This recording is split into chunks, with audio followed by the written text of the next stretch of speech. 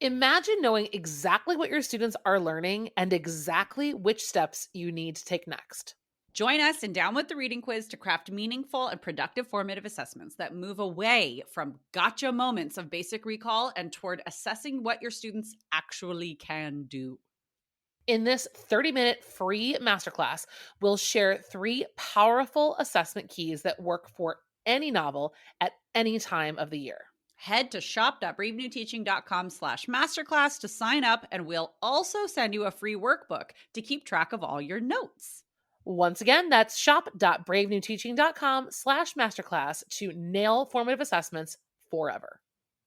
Well, hello and welcome back to Brave New Teaching. It's Amanda here today, and I am here with you to share another incredible interview.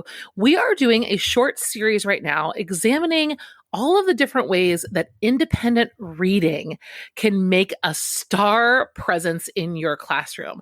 I admittedly, in a couple episodes ago, we talked about choice reading and this independent reading journey. This is something that has been a struggle point for me in a career that has had lots of ups and downs. This has definitely been, for me, something that has been on the harder side of things.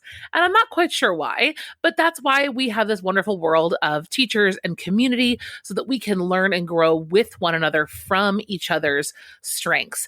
And that is exactly what my guest on the podcast today has, is incredible strength, brilliance. And I am so excited to introduce you all to Abby Gross.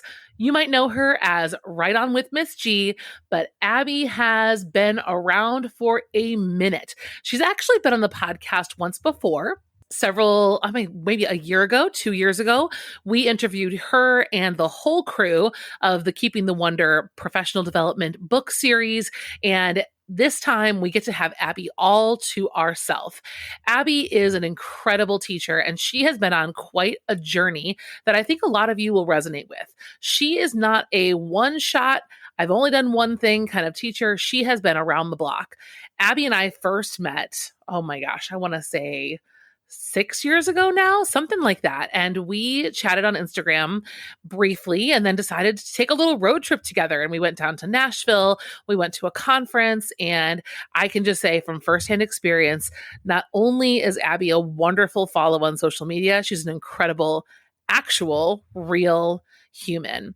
And I really wanted to single her out for today's episode because she has been in my position, your position, in the position of a high school English teacher that's been a little bit, maybe disenchanted with the whole idea of independent reading, or really wanted to be part of it. And then every attempt has kind of fallen flat. Abby's been there. She's been in the high school classroom, and she has recently moved to the middle school classroom. And so that transition is what gave her the chance to wake up to a whole new set of possibilities for what independent reading can look like in her classroom. So for all of my middle school teachers out there, this is a special episode dedicated especially to you, because Abby is going to give us the middle school independent reading rundown. And she's also going to give us ideas, those of us who are not in that position, other ideas that we can take into our classrooms otherwise. And really, I have to tell you, this conversation just gave me hope that when I do go back in the classroom, that this is something I actually can pull off successfully. So without further ado, I want to introduce you all to the wonderful and fabulous and talented Abby Gross.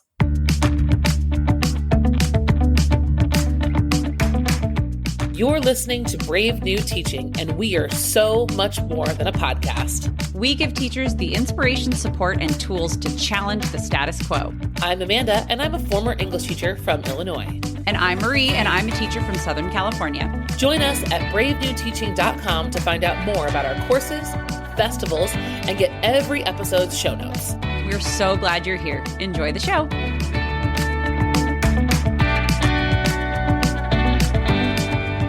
Welcome to the podcast, Abby. We are so happy to have you here. I know our audience has been eagerly awaiting this episode. And for anyone who doesn't already know you, would you like to introduce yourself to Brave New Teaching? Sure. Well, thank you for having me on here. It's always fun to chat with you. course. So I am a part-time seventh grade reading teacher now, which wasn't always the case. I started my career in high school, but I teach part-time. And then the other part-time, I create curriculum, I blog, I'm a presenter for Keeping the Wonder, and now a 2-time author for Keeping the Wonder. We published our first book in 2021, Keeping the Wonder. It's a guide for teachers. And then most recently in December, we came out with a picture book for kids of all ages called The Magic of Wonder. So author is now on my resume twice, which is wild, but super exciting. Yeah. I remember when you guys first put out the book and we had all 4 of you on the podcast at once. It was a 6-way interview. Do you remember that? It was a good time though. We pulled it off. We teacher-fied it. Like we prepped it. So it was fine. Yes. Between all 6 of us, we could produce one coherent episode. Well, I'm so excited to have you here, just Abby, because for those of you who don't already know, Abby and I have been friends for a very, very long time. I absolutely adore everything about you and your life and who you are as a person, and certainly as an educator. And I think the listeners deserve to know a little bit about your teaching journey, because you've been in so many different capacities in your young life, my friend. What has your teaching journey looked like? So it's been a whirlwind. I did start my career in high school, like I mentioned. I was teaching mainly juniors, American Lit, but I also taught newspaper, journalism, technical writing once, a random remedial class, so a variety of classes. Did that for 5 years, and then I ended up trying out online teaching pre-pandemic. I hated it. I resigned. So that was a small snippet of my story. But I really did learn a lot about myself as a teacher and what I like and what I don't like and what I need. And then I thought after that, like, let's just add some more change to the mix. Middle of pandemic, moved states back to Ohio.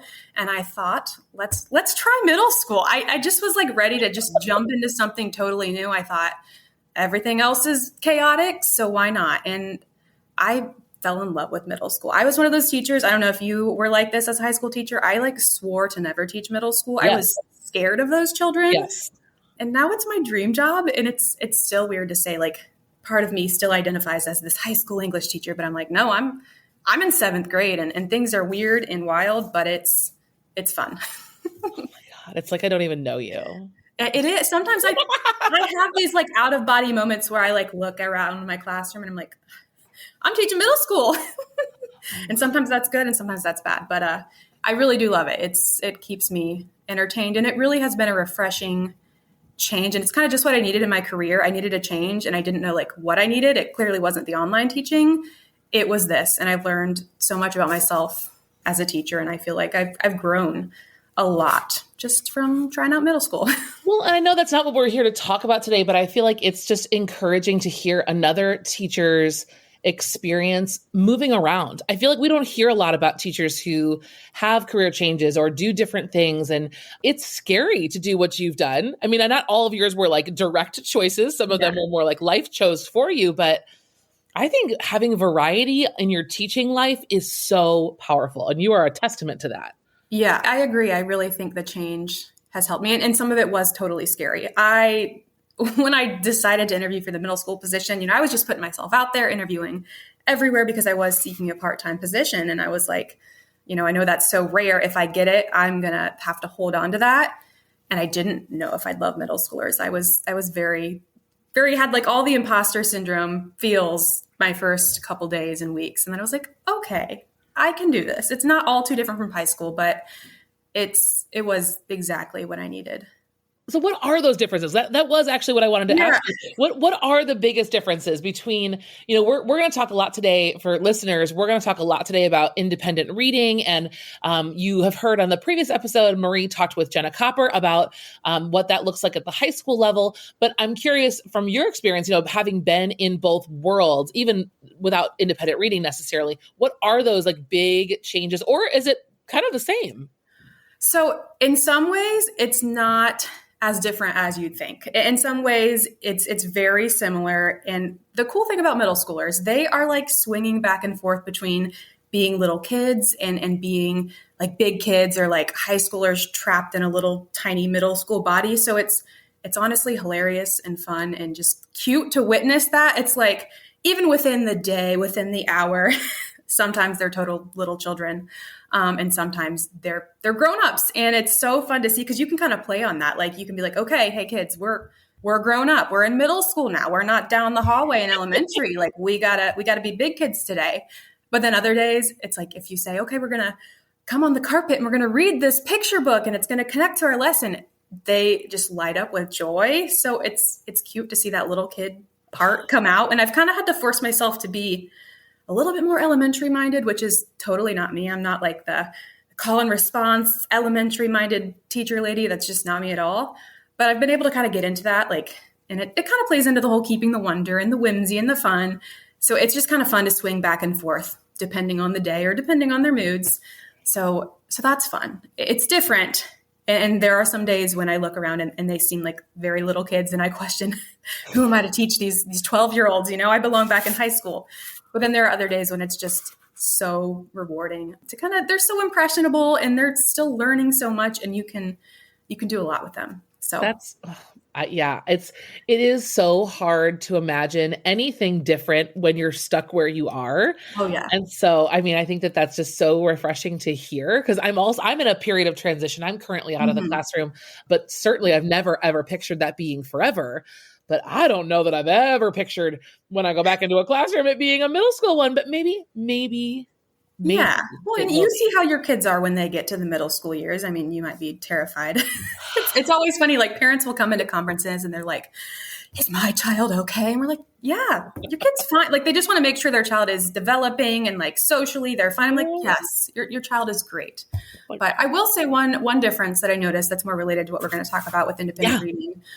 I hesitate to say this because I don't want to say it's easier, but I think it's slightly easier to help them rediscover their love for reading because they're not too far removed from that like magical elementary story time. A lot of them, they come to me and they don't really like reading anymore because it's turned into more of a chore.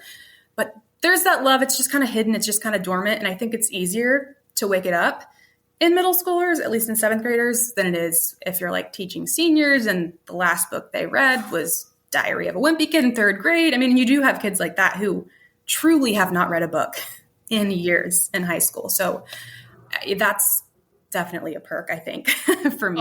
Oh, yeah. When you get them at 10th and 11th grade and they've been dormant for even longer, it's so much more strenuous and disheartening sometimes to try to do it at the high school level. It's hard.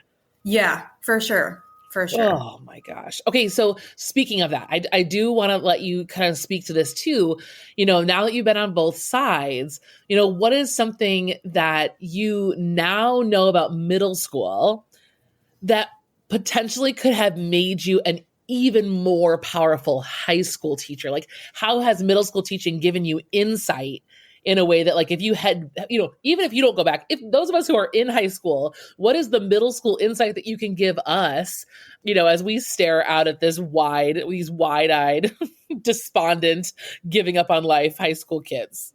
Well, I think it's exactly what we're going to talk about today. And that's the independent reading. I fantasize and I dream about going back to high school. I don't know if I will, who knows, what life will bring, but yeah. I kind of just want to go back and just prove to myself and those kids like that they can fall back in love with reading. And just realizing even in middle school, I know I said it, I think it's a little bit easier. They're not as so far removed, but kids, if you give them the right kind of support and access to books and time and choice, they can enjoy reading more, or they could at least like tolerate it. With some kids, my goal is just, let's get you to not hate reading. Let's get you to tolerate it. And that's enough. So I truly wish I could go back to high school and implement independent reading. It would look different for sure, because with high school, there's so much extra pressure to fit everything in. Maybe that's like reading every other day instead of reading every day. Maybe that's first chapter Friday every month instead of every Friday. But I truly think that I could go back and implement pieces of what I've done in middle school. And I feel like I did a disservice to those high school kids by not placing any focus on independent reading. I'm going to be honest. We did not do independent reading.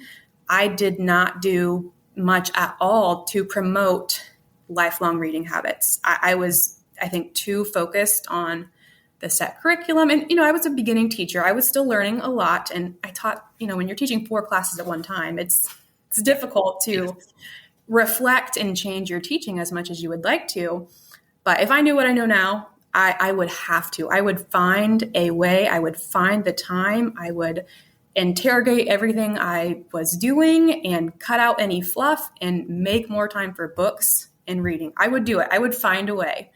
And of course maybe one day I will, because like I said, I do want to prove it to myself. And I think back to some of those kiddos, and I still stay in touch with some of them that I taught in high school, but it's like, I wish I could have done this with them in some capacity. But yeah. I think maybe you and I need to collaborate on like a ginormous blog post of like possibilities. Cause I know that one of the things that I keep running into with people that I coach and other things I think high school is, and I don't know about middle school, but I feel like high school is such a minefield for the extra stuff. Yeah. And it's very hard when you're in it to have the perspective of what you can ditch and what you should lean into. And I think too, the only times I've been successful with independent reading have been when either I've had like a full year perspective of what does this look like?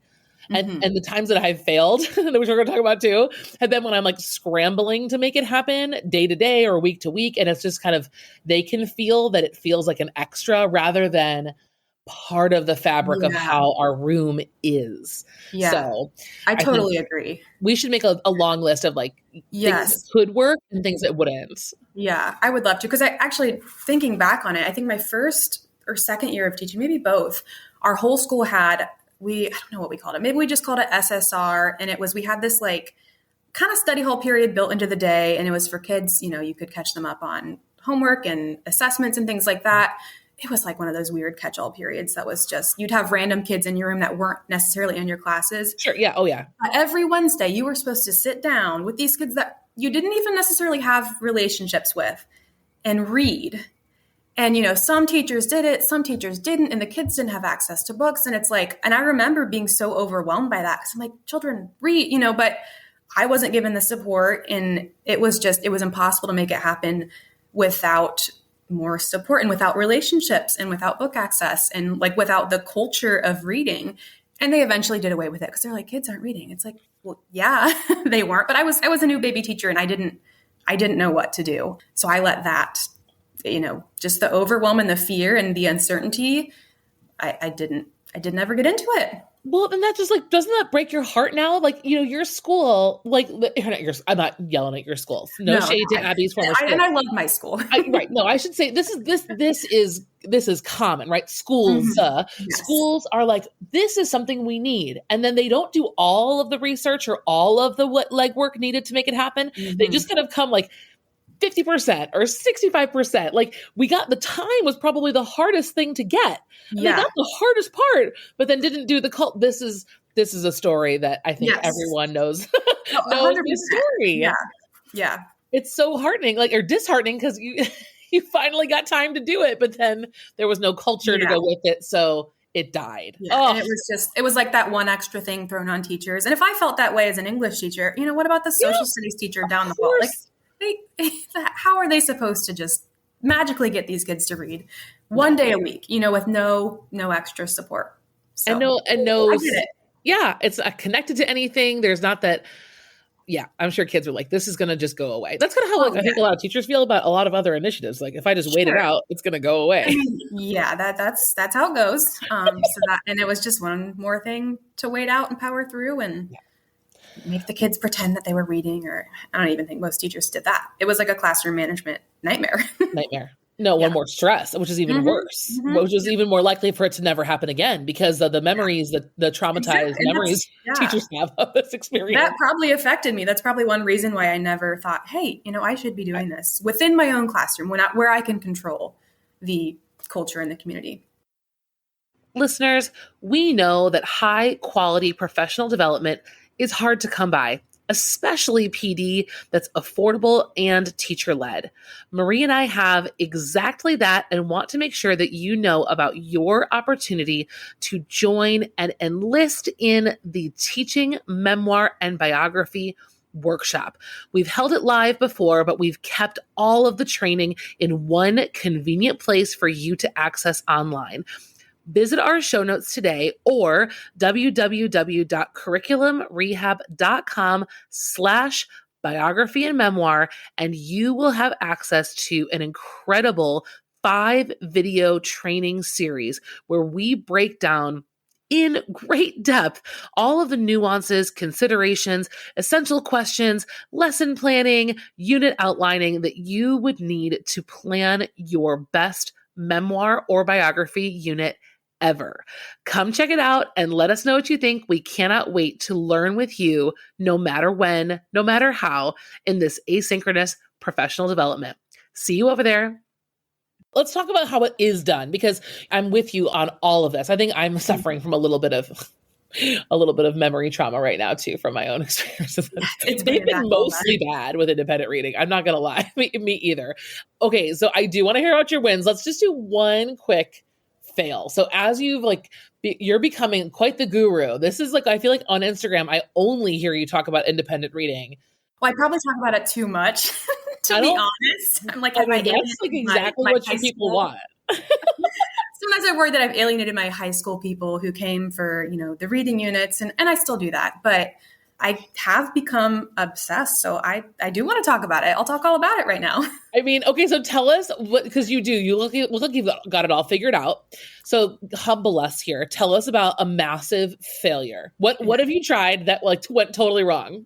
Okay, let me let you know that I do not have it all figured out, but I think there's some joy in learning and growing. Totally. My first fail, oh my gosh, I was so panicked when I first got my job. I'm like, middle school, what do these kids even read? I didn't even fully understand the boundaries between middle grade literature and young adult literature. And I had not been reading that myself. So I panic bought a bunch of books that summer before my first year teaching. And we were in the middle of the pandemic too. So I'm like, well, how are these kids going to even touch these books? There were all the protocols about the germs and you got to quarantine the book. I mean, I knew that I wanted to, start independent reading and do this right. But I panic bought all these books. And then once the year started, I realized most of them weren't even the right level or appropriate, or they weren't even interesting to the kids. And I mean, we could hardly even touch the books anyways. So I don't think any of those books ever got read. I didn't even put some of them on my shelves, but I was like, they have to have the books. They have to be there. And yes, they do. But I just bought them all in a panic and a haze. And I learned something that year. If you have some budget to buy books and you want to promote books access, you need to wait until you meet your students. If you get a small chunk of money, we get a little chunk of money for our classroom, and I use it only on books because I don't care about anything else in my classroom anymore. I wait until the beginning of the year so I can get to know those kids, give them that reading inventory, and then buy books that they're actually interested in, and even ask them, what are some titles that you don't see on our shelves that you would like to see? So wait until you meet the children to buy the books and to really plan out your year. I mean, there's a lot you can do beforehand. Obviously, you have to be prepared, but I know I did that same thing before my very first year of teaching. I tried to plan all this stuff in the summer, and then I met the kids, and I was like, oh, you really have to meet the kids, listen to them, and respond to them. And that's what informs most of my teaching is listening and responding to the kids. And I think that's exactly what you have to do with independent reading too. And that's with those of us out there who are type A planners are all shaking right now. Yeah. But I think that there's a way, because I definitely I'm type B. I think you and I are very similar in our organizational life and go with the flowness. But I also do feel with teaching, I do have this need to have big picture plans laid out. Mm-hmm. And I think that still works into what you're describing. I think, teachers don't need to hear this and be like, I have to wait for everything. It's well, no, we can have templates. We can have boundaries, but the specifics, we can wait and go with the flow. I think that I'm okay with that. Yeah. Okay, templates are lifesavers. oh my gosh. Absolutely. Then let's hear about your biggest win. What has been the best part of your independent reading work with kids? So my biggest win was when a couple weeks into the school year, after I kind of got my footing and I was like, okay, I sort of know what I'm doing. I really didn't, but I felt a little bit more confident. I had heard about this magical First Chapter Friday strategy for a while, floating on Instagram. And I thought, you know what, I need to just try this. I was scared. I still didn't know much about what middle schoolers actually like to read. I didn't feel ready, but I'm also my type B self. I'm a big believer, jump before you're ready. you'll force yourself to figure it out. Right. Mm-hmm. So I just decided to try First Chapter Friday. I mean, I think I literally decided on a Thursday per usual, and I still didn't have many middle grade books. I distinctly remember like I had the few books that I had grabbed from my classroom library kind of sprawled out, and I'm just like paging through all the first chapters, books that I hadn't read, and I'm just trying to see which one has the juiciest, most scandalous first chapter. And I picked a random book, and I was so nervous, but it went so well. Like those kids, they clearly had not just sat down and been read to in years probably, and especially with the pandemic. I mean, they had been read to through a screen maybe, but it was so magical. I know that sounds so, whimsical, but I mean, they were like just mesmerized. I could hear them like gasping, and, they were like shocked by the first chapter I picked. It was actually, the book was The Running Dream. And this girl wakes up and she's lost her leg in an accident. She's a runner. So it was pretty dramatic and scandalous, but they loved it. And I was like, okay, I've got to keep doing this. And then by doing it every Friday or every Thursday night when I picked my book, it forced me to get to know all of this literature. Even if I was only like kind of skimming through or reading the first chapter to see if it would be a good excerpt, I became so familiar with all of these books and these authors. So it helped me get to know the books, helped me recommend books to kids, even if I hadn't read them myself. And it just kind of immersed me in the literature that my kids were reading. And I think it jump-started my whole process. I started reading so much more middle grade and YA and just recommending that to my students. And to this day, I love First Chapter Friday for that reason, because it challenges me like, okay, let me find a fresh new book. Let me promote it, because the books that you're showing your students, there's so much power and responsibility in that. Like if you're featuring a text, it's probably going to get read, or it's at least going to get looked at or picked up. And you want to make sure you're featuring the books that they'll actually want to read. Yeah. Can you tell us a little bit more about what the rest of that looks like? So you read your chapter, and then like, what is the process for your room for First Chapter Friday? Because I've heard a lot of different variations on it. What do you guys do? Yeah. So, and it is hard to find a balance, because it's all about reading just for the sake of reading and for the joy of reading, because how often do you get to do that in school, right? And it's different from independent reading too. So it's also a way to feature books that they might pick up. But I like to have some sort of accountability piece. And it's still hard for me to say, okay, let's just read with nothing. So I give them these like really low maintenance graphic organizers. I call them like active listening sheets. They can do some doodling. They can kind of track their thinking. And I try to pick out a sheet that, fits the book, or when I'm having a real good week, I'll try to align it to the skills that we're working on in class, or, a new genre that I'm introducing, and we're going to be reading that as a whole class novel. There are a lot of ways you can really be strategic with it, I think. But then there are some days where it might be a super short excerpt, and I might just let them listen instead of, I'm not going to have them complete a whole graphic organizer if it's like 2 pages, so. And I do that as well. Sometimes we don't have a lot of time to sit back, relax, and read. And I'll find like the shortest, most impactful first chapter, and it still works. Sure. And the books still get read. So I really think it's a strategy. You can kind of make it your own. And if you want to have them doing something, you can. If you want to let it just be, sit back, relax, and listen, I think you do have to, have a way to keep them accountable. And obviously, if they're just like, staring off into space and they're not engaged, you have to intervene. But that's how it works in our classroom. And they don't seem to mind the graphic organizers. Some of them enjoy it. And I let them color, and then they keep them in their reading binder. So then they have a record, like they can look back if they need a new book. Oh, well, I really liked this one. They can go find it. So it really is tied to everything else. It's not just totally frivolous and fun. But yeah, it works out. But it was kind of hard to figure that out in the beginning. I think the first day I just read and they listened, and it worked out well, but I was like, okay, let me add a little bit more structure to this. So I think I found a good balance.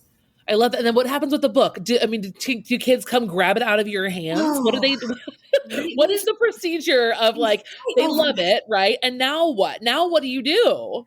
So I'll do a little like book lottery. I'll have them write a star on their paper if they want to be entered in the book lottery, like they are needing a book at that time. Some kids will just try to enter the book lottery every week. And I'm like, child, you have 2 books on your desk that you're already currently reading.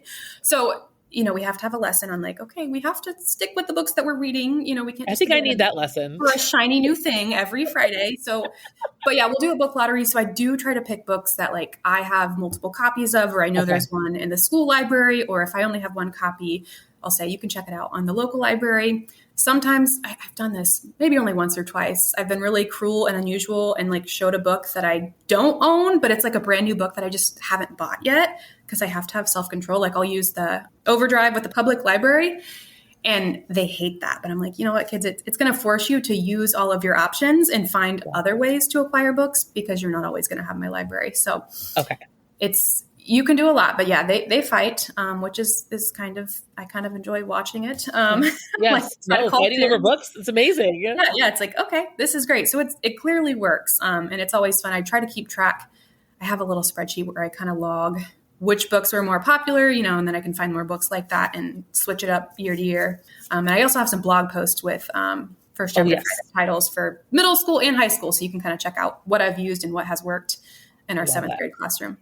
I would say that Abby and I'm going to say this without even asking Abby, but we would 10 out of 10 not recommend chapter 1 of The Great Gatsby. Oh gosh, no. It is like, talk about like the reverse effect of first chapter. Every year it's the one we do it together, but it's like only because I need to beg you to hold on past this chapter because it's the worst one. I mean, at least the first 7 pages. Like, come on, guys. No, I loved teaching Gatsby in high school. You know this, but every year when I would like get out the book to teach it again and, look at my unit, think about what I'm going to change, I'd be like, dear God, Fitzgerald, what is this first? Like, I'm really trying to get teens to enjoy this book. And it's a doozy. It's hard for me, man. Yeah. It gets better, thankfully, but like, oh my goodness. Yeah, no, some of that language. It's like, what are you even saying, Nick? Like, Nick, get to the point, Nick. Get to the point. Yeah. I need to go crack that open just for a blast from the past. You do. And I can say too, this no one's asked because we're here to talk to Abby, but my first Chapter Friday experience at like a 50-minute high school level, we ended up doing First Page Friday. Okay. And that's great. Loved it. Yeah. And it was awesome. But I had like the same kind of like challenge you did was like, I got to find something that really is like not Nick droning on about, polo or whatever. And that was really fun to just do a first page because we had to kind of keep cruising. We still got a little bit of that effect, not nearly as much, but it was still good. So yeah, that's exactly what I wish I could have done. First page, even like first line, like there's so many ways that I could take little pieces and cram it into a high school schedule. And I wish I could do that. So I love that worked for you guys. It did. Well, it was a piece, but I never really think I had the whole thing together, which is why I kind of want to hear from you more about like, what does like at the bird's eye view, what is independent reading? What does it look like? And what does it not look like? Because I think there's a lot of misnomers. Abby and I were chatting before the episode and I said, I can't tell you how many teachers tell me, well, we have kind of like you were saying, it's your other school, like this mandatory SSR time, but like they're saying like that is their independent reading. Like, I don't think that there's other book events or culture of reading going on. So I'm curious how you've got all of the pieces rolling. I mean, between libraries and checkouts and the reading part and the featuring books, how do you make this magic happen? Well, let me start with what it doesn't look like because that's easier to describe. But, if you glanced in a classroom, to an outsider's perspective, it might look the same. If you're just popping your head in and you're seeing kids read, you have to know what's going on behind the scenes. But here's what it doesn't look like. So just releasing the kids to read, setting a timer, saying, okay, you need to be quietly reading during this time. You're responsible for bringing your book, and just kind of like throwing them to the wild and giving this free, totally unstructured time where you just kind of hope that they'll happen upon the right book and fall in love with it. And you're doing the time and you're making them read. And if you're doing that, they might be fake reading. You might have a quiet environment, which can be a very nice way to start your day. Like we start with 10 minutes of reading every day, and it's calming for everyone involved. But true independent reading for our classroom, it looks like so much more than just what you see. There's so much that goes on behind the scenes. And sometimes when people pop by and they stick their heads in, I'm like, I hope they know that I'm doing a lot of things. Like they see the kids and they're just reading and they're mesmerized by their books, which is good. But I hope they know that, well, we have done X, Y, Z to even get that book in that child's hands. So it looks like 10 minutes every day for us. We start the class period every single day. And I made that decision because I know myself, if I put it at the end of the day, we would never get there. I'd be like, oh, one more thing. And they would be 7 minutes and 5 minutes. And we would not have that Love time. that. So I really see independent reading as like, it is prioritized, protected, precious time. And you really do have to defend it as a teacher. You have to fit everything else around it. That's kind of the perspective shift that I've had, because if you're not giving them time, some of them are never going to pick up a book and read. And you have to confront that and give them that time, and you have to dedicate it. So it looks like time first and foremost, and then it looks like access to books, whether that's in your classroom library, which I highly, highly encourage, because I think having like fingertip access to books that are right there in that moment is paramount. Because, if you're just relying on a school library or, an outside library or books at home, they might have a book and they might decide they don't want to read it. And then what happens next? You have to like restart that process all over again. So having access from a variety of sources, like I said. So they have my classroom library, they have the school library. Starting this year, I got them set up with library cards from the public library. In the past, I had just had them sign up for like the digital cards online. But this year I'm like, you know what? Email the local teen librarian. She says, oh, I'll give you applications. She even delivered them, even delivered the cards to our school, did a little presentation. So sweet. I'm always trying to preach about how librarians, they want to help you. We don't have to do this alone. We can rely on other sources, other books. We don't have to have all of the books, all of the things in our classroom. So access, and then of course, choice to read what they want to read. That is a game changer, and that's essential. And honestly, true choice. So graphic novels, audiobooks, novels in verse, all the formats, all of the books, and letting them and honoring what they are interested in. And then of course, just a lot of support. So that's what it looks like. We can talk more about that support piece and the guidance from the teacher, but it's a whole lot more than just marking out the 10 minutes or whatever time to read. And I think that is something to really talk about. What am I going to do over the summer? There it is, right? It's conceptualizing, what do the procedures look like? How do we come together? How do we be a part? How do all of the pieces work? The functionality of it, I think, is what I never really did enough with, because I was so excited about getting books and filling out a library. I knew the books, but I never really, I think, got a handle on the very logistical part, right? The systems and procedures, the logistics. Mm-hmm. And I think that's so cool. So I'd love to hear more about the strategies and the logistics that you use with independent reading to make it work all year. Because I can probably say that more years of the 13 years I taught, there were way more years where I started it and it failed than it was sustained for a very long time. Mm-hmm. Yeah, I totally get it. And I like I said, when I first started, I did not know what I was doing. I was just trying things out. And I kind of was like you. I'm like, I have to have all the books.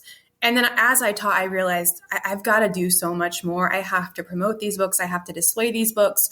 You have to bring the books to the children, even if they're right there on the shelves.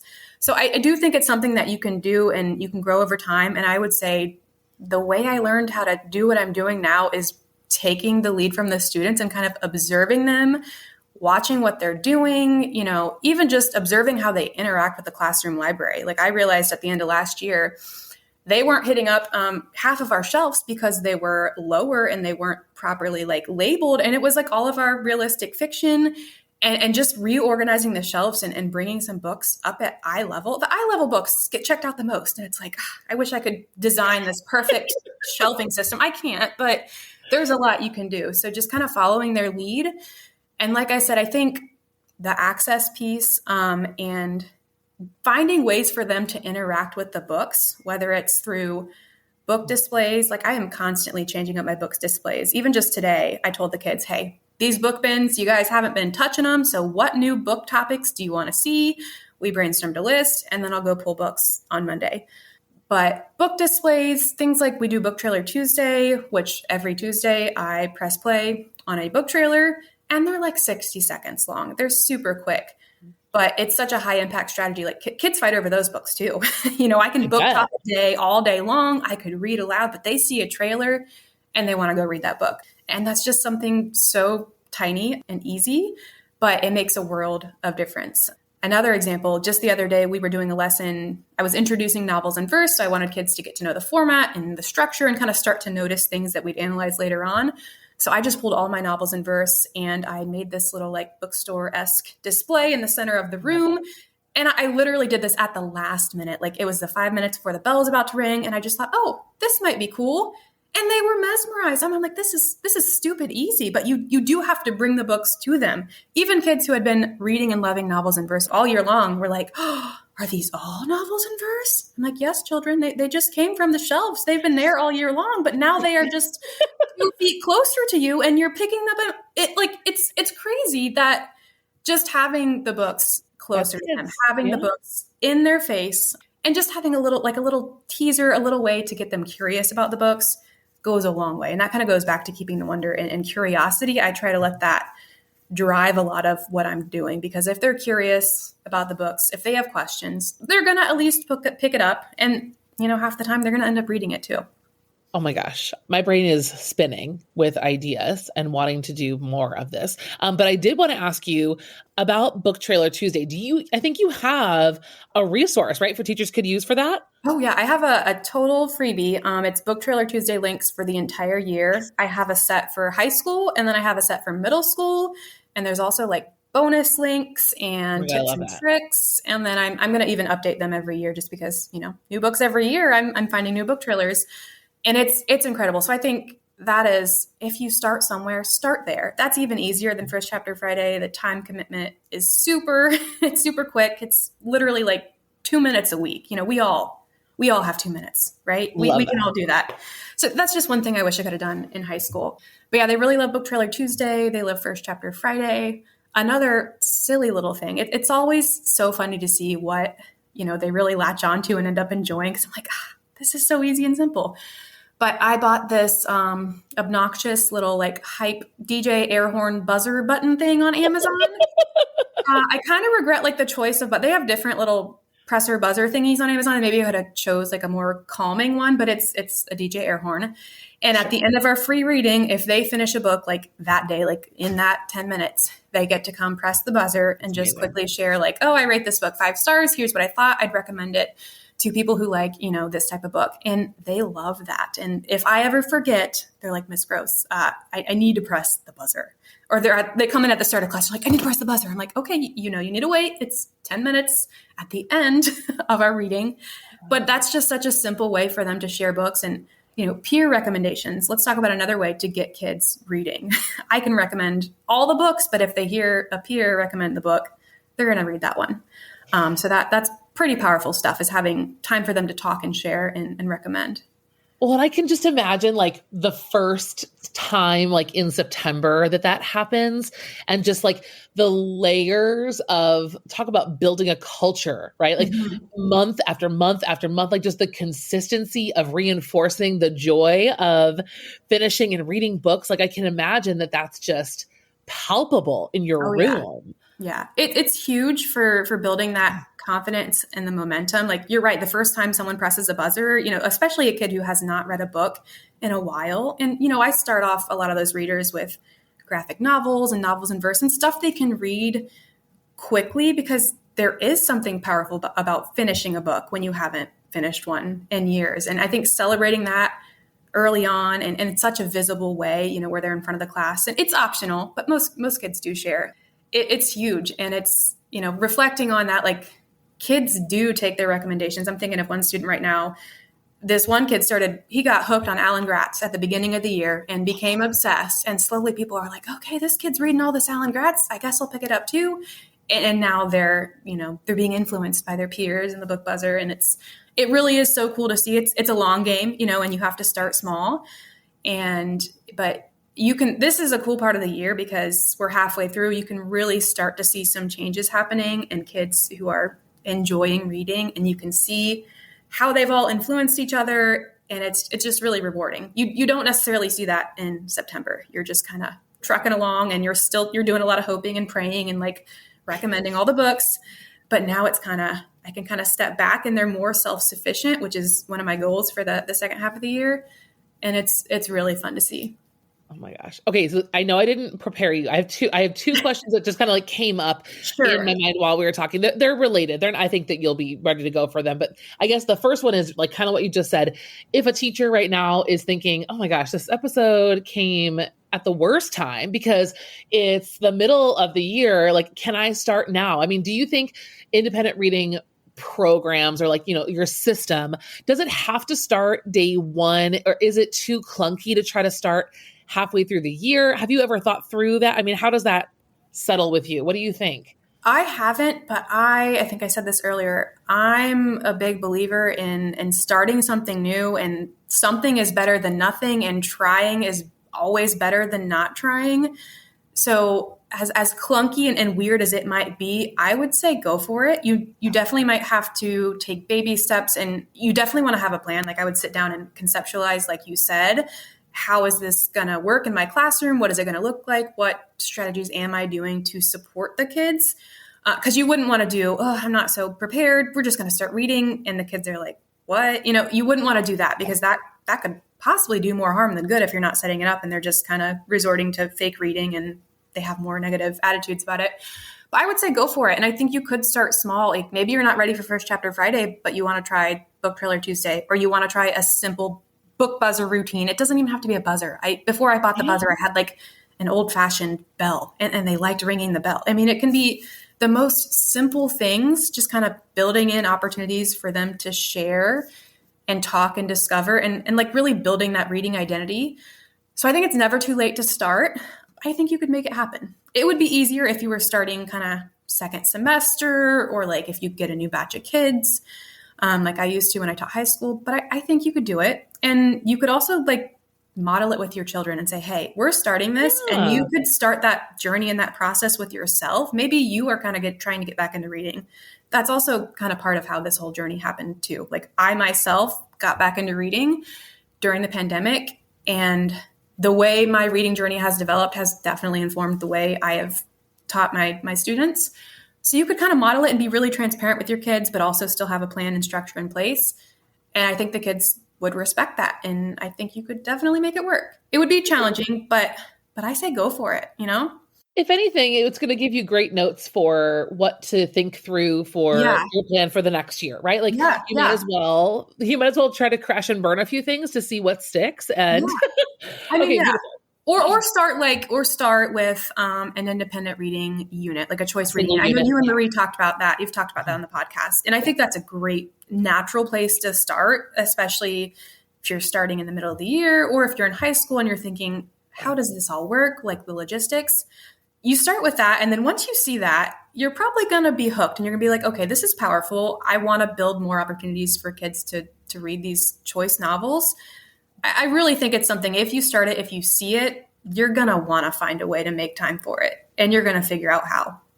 I love that. Okay. So then the other kind of a word I don't like, but I see floating around everywhere, and I know you already have an answer for this, is that a lot of teachers, and myself included, I mean, this is myself included, I'm not throwing any shade, want an answer to the accountability question, because I think there are so many different perspectives when it comes to, quote, holding kids accountable for their independent reading. And I think there's probably 1,000 different ways and perspectives and ways to answer this question, but either here nor there, I think that there needs to be a plan, right? Whatever that is, whether you want kids to do a reading log, which I think we would strongly urge teachers to reconsider, but having a plan, like you said, is necessary. How do you work with kids on that journey and create accountability between you and your students with that reading?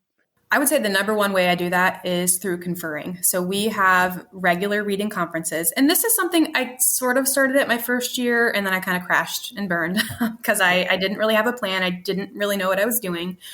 But it is the best way to keep kids accountable when they know they're going to sit down and talk to you. You know if they're faking reading. I mean, people have all these fears about, well, what if they're faking? You will be able to tell if they are in front of you and if you're talking to them.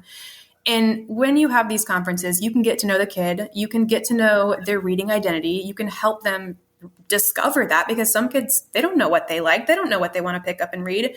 You can really move them forward on their journey. And then I kind of always start with that. Like, let's build the reading identity. Let's, because they're fragile in the beginning when they hate reading and they're super resistant. So we always start on that piece. And then throughout the year, then you can move more into like, are these skills transferring? The things that I'm teaching in the rest of the class, are you able to do that on your own in your choice book? Because that's the ultimate test of if you're learning. Like that's why we have cold reads and different pieces of text, because if they're sitting through the whole class novel, they can regurgitate whatever your discussion is on The Great Gatsby. But if they're doing that in their class novel and they are talking to you and you're asking them, well, can you show me? Can you get out your book? Can you talk more about that? Can you make these connections between your choice reading and the other reading we're doing in class? That's accountability. And I, even though I am type B, I do have like a spreadsheet where I keep track of my reading conferences. So I have tons of data. Like it's all, a lot of it's informal data, but I have all these records, what they're reading, they have this book or they abandoned this one. They like these types of books. Here's what I want to recommend.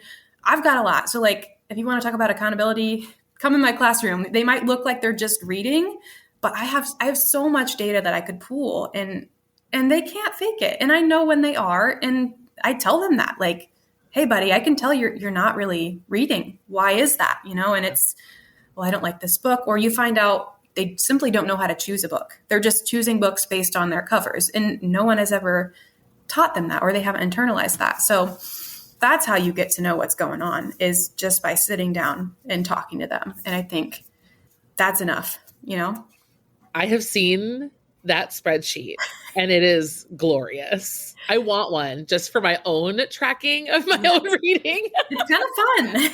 It is kind of fun. And I've seen other types of things like even just adult wise, I've seen so many cool reading journals and, self trackers, even just like, mood trackers with colors and, keeping a running bookshelf list, even on just Goodreads, little things like that, I think are more than enough in terms of accountability. Because we run the risk of, if it's just another academic chore, we've kind of counteracted all of that love of reading that we've worked so hard to build, right? Yeah. It is really hard to strike that balance for sure. And I do other things in addition to conferring. We'll do reading projects I used to do them every quarter, but now I'm kind of like 3 times a year-ish, because if you are requiring kids to log everything or do something with every single book they read, that's going to stifle the natural love for reading. And I kind of had that reflection. Last year, I tried to track everything I was reading and post a mini review on Instagram. And you'd think that I could do that, but I crashed and burned. I did it for a couple months. And then I just kind of had this thought, like, when I finish a book, I don't always want to sit down and write about it. Sometimes I do. Like, if I really love that book, sure, I want to tell everyone and say, you got to read this right now. But you don't do that with every book. That's not what real life readers do. And when you force too many things upon them, it's going to, like you said, counteract everything that you're doing. So I really try to think about, like, how do I function as a real life reader? How do other readers function?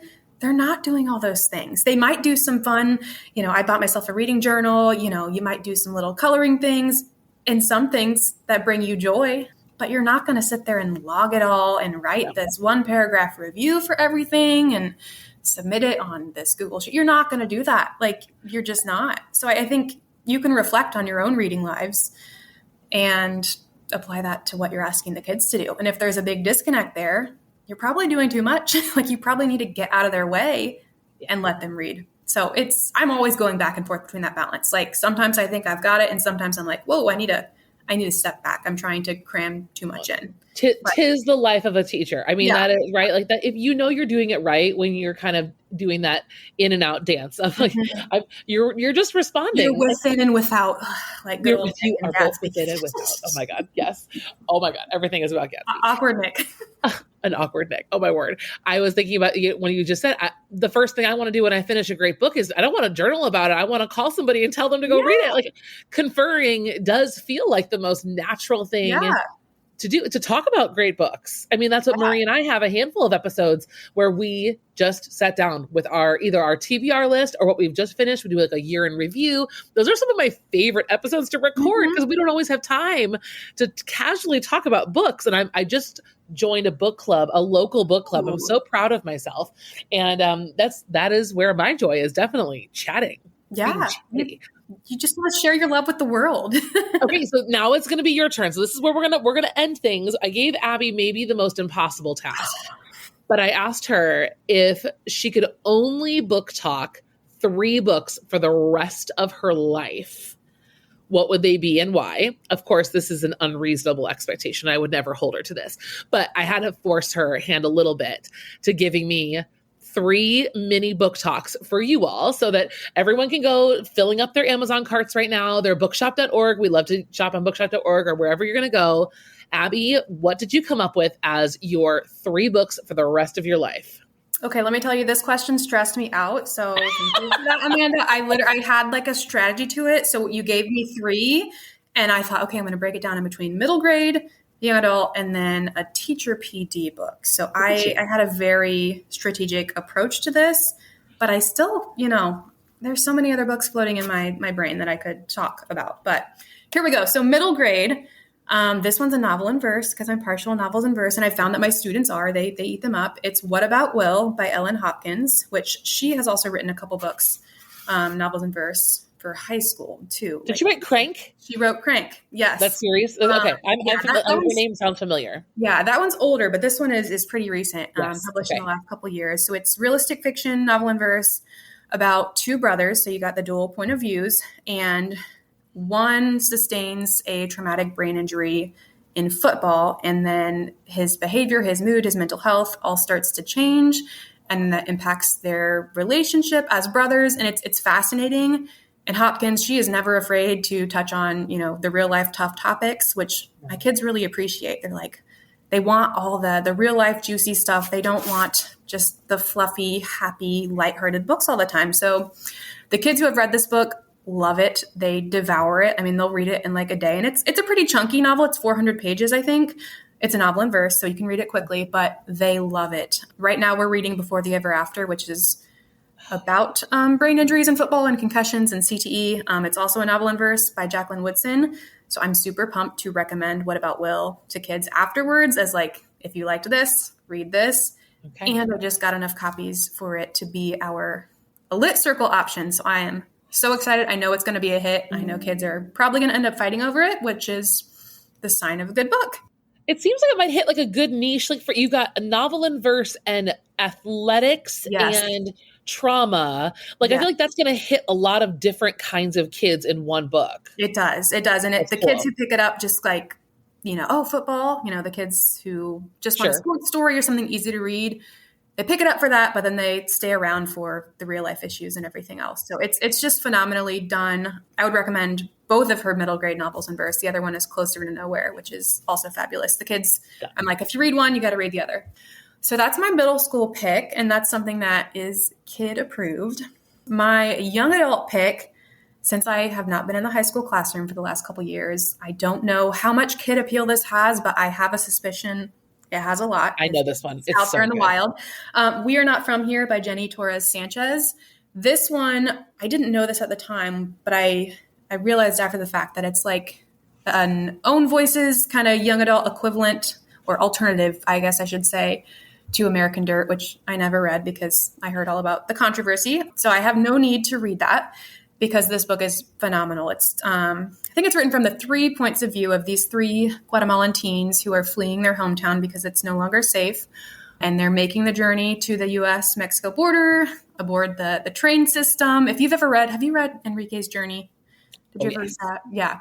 It reminds me. Memoir. Yeah. Yeah. So it's like a fiction kind of version of that. Okay. And it is heartbreaking. It is harrowing. It's, if you like a survival story, but also this story, it's fiction, but it could be totally true story, but it's phenomenal. All right. It's in my cart. I actually do have it. So you haven't read it? I have not read it. I have book talked it, but not actually read it. Yes. Well, when I was going through this list and looking at my Goodreads, you recommended the book Solito. Oh my God. And I checked that out on Libby. That kind of reminded me of this as well. And I know we can talk about that. Solito I think is definitely, it's going to be hard to teach for a while because it's very raw. Yeah. But it's very, oh my God, so good. Yes. I can't wait to read it. I looked at Libby and I'm like, oh, it's 15 hours. It's a commitment, but I can't wait to. And the Libby it's read by the author, which is even more like chilling. I love that. I love that. Mm-hmm. I always, whenever we do a first chapter Friday, I'll tell the kids like, ooh, maybe this one's read by the author. And they get all excited and we like wait to hear the voice. And it's just it's a weird thing. I can't reveal any like big secrets today, but I can say to Brave New Teaching and to you, Abby, and for your classes. We are in the middle of interviewing a bunch of authors for this season of Brave New Teaching. And every time we interview an author, we ask them to do a first page read for us. So we are going to have first pages from all of the authors that we interview this year. So we've got 2 so far. We have not talked about who they are yet, but it's very exciting. That's going to be great. Are they going to be like interviews with the authors and questions that you could possibly play for kids? Like, questions about authors. Oh, that is fabulous. Yes. Make sure you hit up some middle grade authors for us middle school people. Like, we need some love there too. Everyone we've talked to has been delightful. It's like coordinating that's been hard, but the authors are incredible. And this is sort of connected to our conversation. I want to get to your last book, but every author we've talked to so far has said, we love teachers. Just reach out. They're like, we almost always say yes whenever we can. So whether that's like a Zoom in or a phone call or whatever, like they want to work with schools, and publishing companies want to work with schools too, especially directly with teachers. So don't ever be shy to reach out to an author. I need to do more of that, I guess I haven't done any of that, but I've always thought about that. Well, it seems like, why would they come talk to little old me? Yeah. Well, one time Jacqueline Woodson liked my comment on Instagram, and I was fangirling, and I told my students we were reading, the book we're reading now, Before the Ever After. They thought it was so cool. So that's the extent of my author interaction, but that's a great idea. It's like authors want to help you, librarians want to help you. People do want to help you get get books in the hands of kids. You just have to reach it and try. Everyone wins. Yeah. Everyone wins in this scenario. It's so good because authors are kind of, I feel like, on our side. Like we're all about like taking the textbook companies under, right? Like no one here wants to like keep any of these textbooks for any good reason. We want our classrooms full of novels, and so do authors. So they're on our side. Yeah, I love that. Okay, your last one. What is the last one you would book talk till the day you die? Okay, this is super easy. This is Reading in the Wild by Donna Lynn Miller. If you've read The Book Whisperer, that one's also great. But when I picked up Reading in the Wild, I think I was just right at the perfect time in my reading teacher journey to really absorb everything she talks about in here. In this book, I actually have it right here with me. It really forced me, like I've been talking about, to reflect on what real life reading in the wild looks like what adult readers do. And if we're really asking kids to build this lifelong habit of reading, like we need to get out of their way. We need to let them read, give them more time for that, and just kind of reflect on what that really looks like out in the wild, in the real world, and find a way to emulate that in our classrooms. And I think the more you can do that, you're going to get to the heart of reading and student-centered teaching and listening to your kids and following their lead. And if you're doing all those things, I mean, you can make it happen. But you do have to always have that in your mind. It just really resonated with me, even just like the whole idea of being in the wild, and that's who I am. That's my personality, and just it's phenomenal. So even if you've already read all her other books, like read this. This is a book you can reread too. Fabulous. I'm picturing Abby following Chris McCandless's journey with just a backpack full of books, committed to figuring out her independent reading strategies, getting lost in Alaska. Just, why not? Yes. Yeah. That's something I would do. It probably wouldn't be Alaska. You'd be somewhere a little warmer, maybe. I do want to go to Alaska for sure. I love books set in Alaska. I have a weird fascination with that. Like The Great Alone, the smell of other people's houses is a good adult pick. I'm already doing more than 3, so cut me off. You are. I know. And don't start getting on a YouTube journey of watching people's Alaska adventures, because it's going to cost you, because you're going to start wanting to book airfare. So I'm just saying. Wow. That's a good problem to have. Yeah. I mean, it's been delightful. I think everyone's just like, they have already arrived where they were going. They've finished their 40-minute jog and they're still on the treadmill. They're like, would they just wrap it up? But I don't want to hang up. We probably need to let everyone get back to their lives. But before we do that, where can everyone find you? Other than the show notes, where can they find you in the world, on the internet? Sure. So you can find me on my blog, rideonwithmissg.com. Everything I've talked about here is probably on my blog somewhere. I blog about twice a month, sometimes more. Also on Instagram, Right On with Miss Chi. I share a lot there. I try to show things in action. I try to give book recommendations and all of my strategies and the book trailer Tuesday, first chapter Friday, all of those things. And you can really just kind of, I think, get a glimpse into what our independent reading program looks like. I probably share a little bit too much about that, but if you want to learn more about it, that's a good place. I'm on TikTok and Twitter, but not nearly as much, I'd say. The blog and the Instagram is where all the good stuff's at. All right. And then everything we talked about today, we will have lists and lists and lists of links and more specific. Like if you're really looking for something that we talked about today, please head to the show notes, bravenewteaching.com. And we will see you over there. Abby, thank you for coming on the show today. And we will hopefully talk to you again very, very soon. Thank you so much. It's always so fun to chat with you. See, didn't I tell you that this episode was going to get your heart pounding and get you so excited to jump back into your independent reading plan?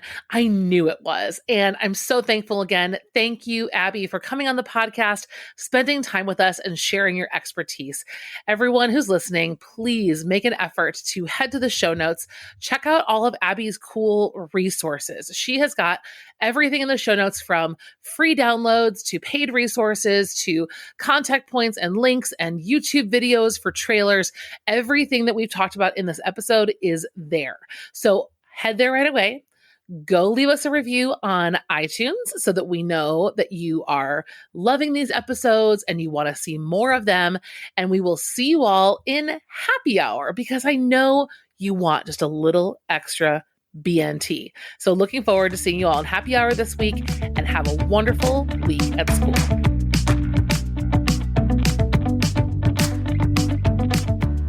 Thanks again for listening to Brave New Teaching. We'd love to keep the conversation going over on Instagram. And while you're there, check out the links in our bio for the most up-to-date events going on in the Brave New Teaching community. Thanks for being here, and have a great week at school.